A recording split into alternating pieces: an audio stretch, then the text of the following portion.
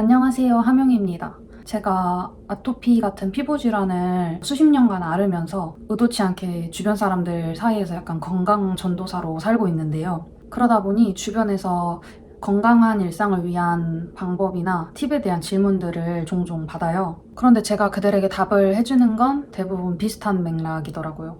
좋은 걸 하려고 하기 전에 안 좋은 걸 하지 말라. 최근에 박진영이 어떤 방송에서 이야기를 한 게 제 알고리즘에 떴는데요. 그다음부터 흰머리가 싹 빠지면서 그 뒤로 흰머리가 안 난다고? 주름이 많이 없어졌어요. 뭘 먹는데? 콩 그런 거 먹어서 그런가? 콩. 그러니까 사람들이 항상 뭐가 좋으니 뭘 먹어라, 뭐가 좋으니 뭘 먹어라 이러는데 좋은 걸 먹는 게 중요한 게 아니라 안 좋은 걸 안 먹는 게 중요한 거야. 그치. 저도 평소에 똑같은 생각을 하고 사는 사람으로서 너무 공감이 가는 거예요. 뭐 예를 들어서 우리가 이성에게 잘 보이고 싶을 때 어떤 향수를 뿌리는 게 좋을까요? 라는 질문들을 하면 일단 먼저 아무 냄새도 나지 않는 상태를 만들어라 라는 답변이 있잖아요.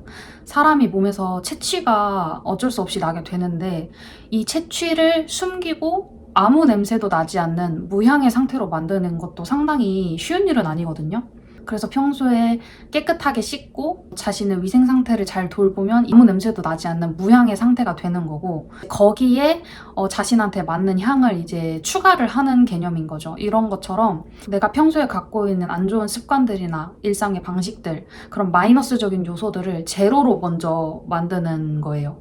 그리고 나서 플러스를 해야지 정말 유익한 게 되는 거지, 마이너스인 거를 바꾸지 않은 상태에서 플러스를 하려고 하면 이게 그냥 마이너스 플러스 제로인 거예요. 이 플러스를 위해서 사용하는 돈과 시간과 에너지가 있을 텐데 그거에 대한 효과를 잘 못 볼 수도 있다는 얘기죠.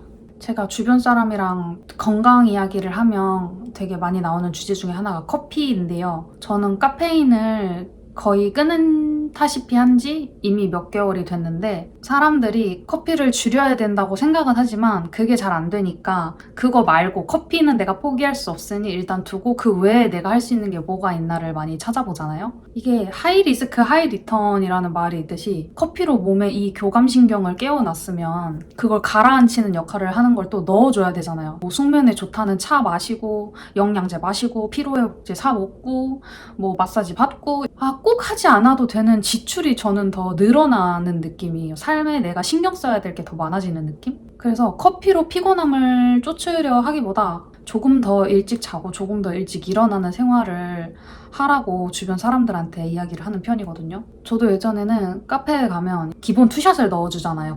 그건 너무 이제 잠에 방해가 되니까 한 샷만 넣어주라고 하거나 디카페인을 마셨는데, 디카페인이 없는 카페들도 있잖아요. 그럴 때는 이제 차 종류를, 따뜻한 차 종류, 카페인이 들어있지 않은 그런 차들을 마십니다. 사실 요즘에는 디카페인도 잘 안 마셔요. 왜냐면 내가 저녁에 통잠을 정말 푹 숙면을 취하고 싶은데 그거를 조금이라도 방해하는 요소들을 일단 다 싹 제거를 하고 정말 내가 꿀 같은 잠을 잘 수 있는 내 몸의 상태를 만들어 보고 싶은 거예요. 그래서 요즘 더 카페인을 거의 안 먹다시피 하고, 물론 잠의 질은 아주 좋아졌습니다. 그리고 이게 비단 건강에만 국한된 이야기가 아닌 게, 제가 대학생 때 약간 경제관념이 잘 안 잡혀 있는 사람이었어요. 부모님이 용돈을 주시면 주시는 대로 다 닦아 쓰고, 물론 너무 재밌게 잘 썼습니다. 크게 내 소비 습관을 잘 돌아보지 않았었어요. 그런데 아르바이트를 하고 내 첫 직장을 갖게 된 이후부터 고정적인 수입은 있는데 너무 지출이 오락가락하는 거예요. 그런데 돈을 쓸 곳은 많고 쓰고 싶은 것도 너무 많으니까 한정된 급여 안에서 만족을 못하는 거예요. 그래서 너무 큰 스트레스를 받았었는데, 그때 제가 선택한 방법은 가계부를 써보는 거였어요.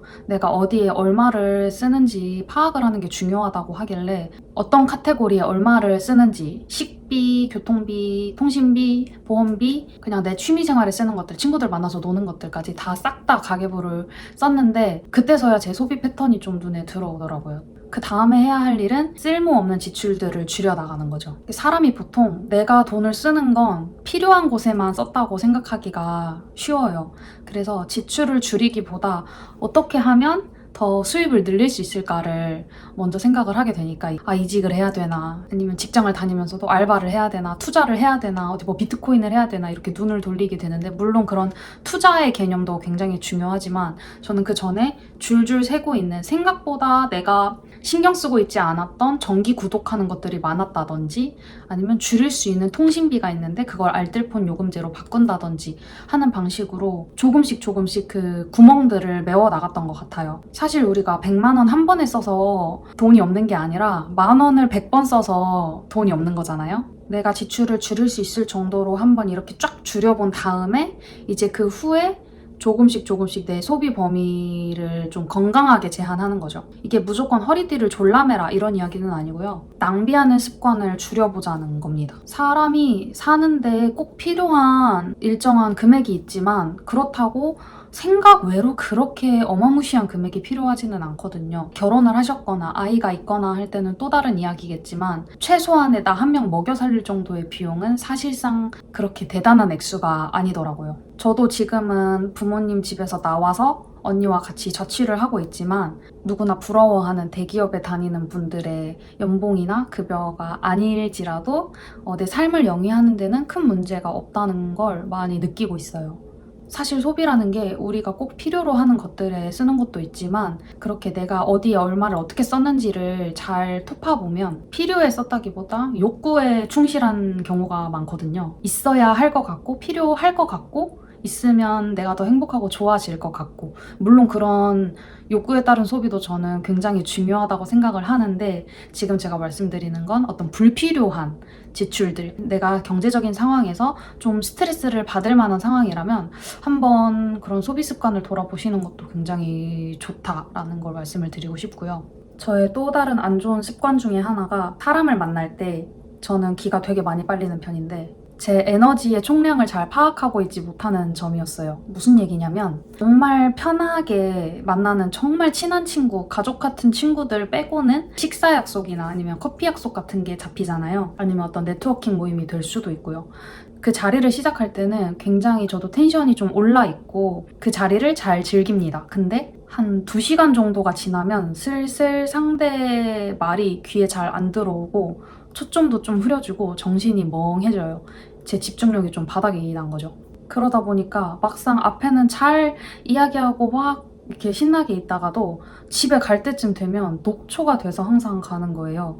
그래서 집 가서 이따가 뭐 이거 해야겠다라고 계획한 일이 있어도 그걸 잘 실행하지 못하고 지쳐서 이제 누워버리거나 제 남은 이제 저녁을 잘 보낼 에너지를 비축해두지 못하고 다 소진을 해버리고 오더라고요. 이거를 알아차린 뒤로는 사람을 만날 때 한 2-3시간 정도만 내가 이 자리에 투자를 해야겠다라고 생각을 합니다. 투자라고 하니까 조금 계산적이라고 느껴지실 수도 있는데 저는 이게 상대를 위한 일이라고도 생각을 하거든요. 우리가 같이 대화를 하고 서로 소통을 하려고 만났는데 상대가 맹하고 축 처져 있고 이러면 사실 실례잖아요. 그래서 제가 가장 집중해서 쏟을 수 있는 에너지만큼만 최선을 다해서 그 시간을 즐겁게 보내려고 하고 내 에너지가 소진이 되어가는 그런 시간이 왔다 싶으면 집에 가지 않을래? 라는 의사표시를 합니다. 예를 들어 저는 일찍 잠자리에 드는 편이니까 저녁 약속이면 좀 졸리다던가 이제 슬슬 갈까? 라고 이야기를 하거나 조금 더 이제 친한 사이다 싶으면 우리 한 1시간만 더 이야기하다 가자 이런 식으로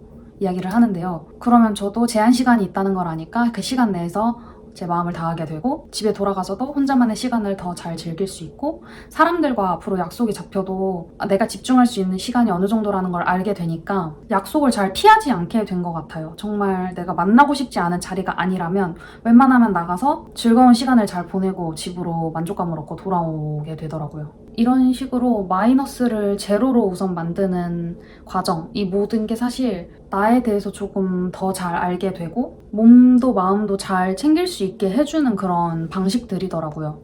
이건 제가 발견한 저의 안 좋은 습관, 제가 생각했을 때 굳이 플러스에 힘을 들이기보다 마이너스를 좀 정상화시키는데 힘을 쓰면 더 내 인생이 나아지지 않을까라고 찾은 지점들이기 때문에 또 여러분은 여러분들만의 그런 마이너스가 되는 포인트를 한번 찾아보시면 좋을 것 같고요. 제가 생각했을 때 또 그 생각을 실행으로 옮겼을 때 굉장히 만족했던 방법이라서 공유를 좀 해드리고 싶었고요. 뭔가를 더 하려고 애쓰기보다 내가 이미 하고 있는 안 좋은 것들을 하나씩 삭제해보는 그런 또 재미와 즐거움을 한번 찾아보셨으면 좋겠어요. 그럼 저는 또 할 말이 있을 때 영상으로 찾아오도록 하겠습니다. 안녕.